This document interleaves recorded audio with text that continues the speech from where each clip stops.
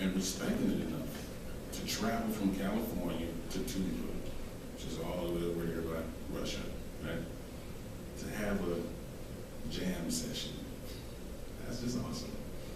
You know, respecting indigenous tradition and not comparing it or trying to compare that tradition to Pavarotti.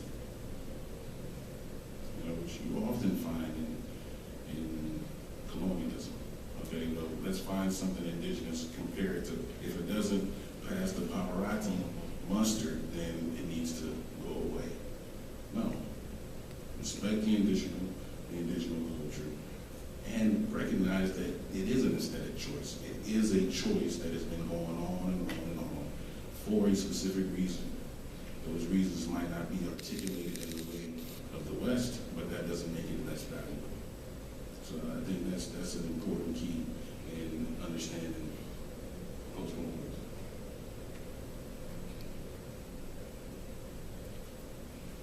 This is James Luna, where his most, one of his pieces is his artifact piece, where he lays still in a display case filled with sand and artifacts such as Luna's favorite music and books, as well as legal papers, labels describing his scars. So he did this piece in a national history museum. So you go through this museum and you're seeing these Native Americans on walls as artifacts, and he's laying there as an artifact. So imagine this scene where, you know, the kids are going up to him, oh, he's breathing. But I think, you know, it's interesting to think about this in the place of blackness.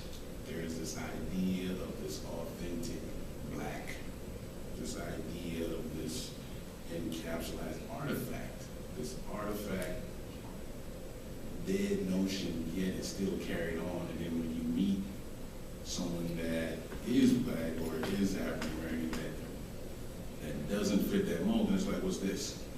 I think that's what this piece is dealing with. That's what post-colonialism is about. It's like, no, this is a dead thought. This is not real. It's not authentic. Right?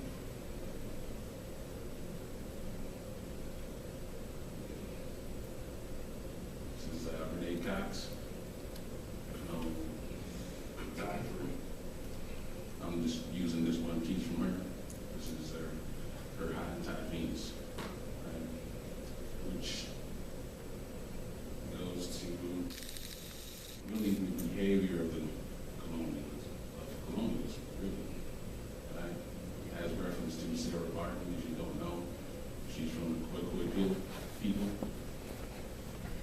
and was exhibited as a freak show for a long time. When she died, they bottled her everything. They bottled her vagina, they bottled her brain, they bottled her organs, they had her stuffed as a freak show. Right? And in this clip, in this slide right here, I always point out to my students this right here. Right?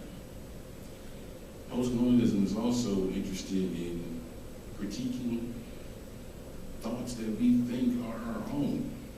Right? So if you're an African American male searching for a freak show body, is that an authentically African American thought? Or is it actually a colonial fetish that has been implanted? Right? Colonialism or post-colonialism is interested in unraveling all of these things that we now come to believe is authentically a part of us, but is it really? When you look to objectify and fetishize the African American woman, is that a natural thing, or is that residual effect of colonialism? I would say the latter.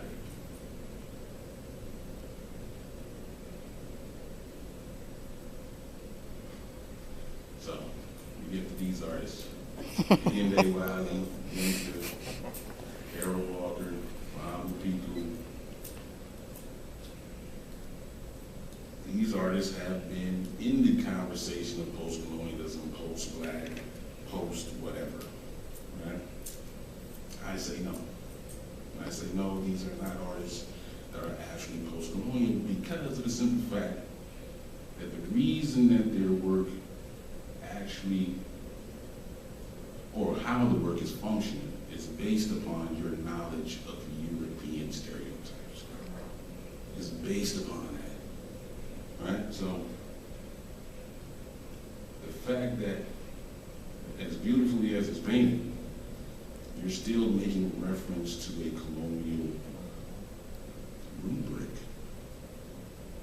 right? You ain't good.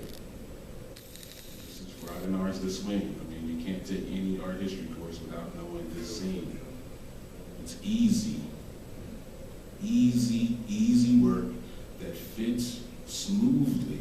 It fits smoothly into a colonial understanding. As a matter of fact,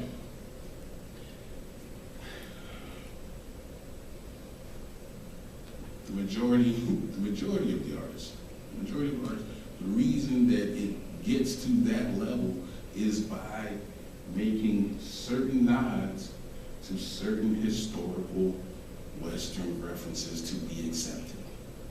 And that's why I would say no. Post-colonialism is not this.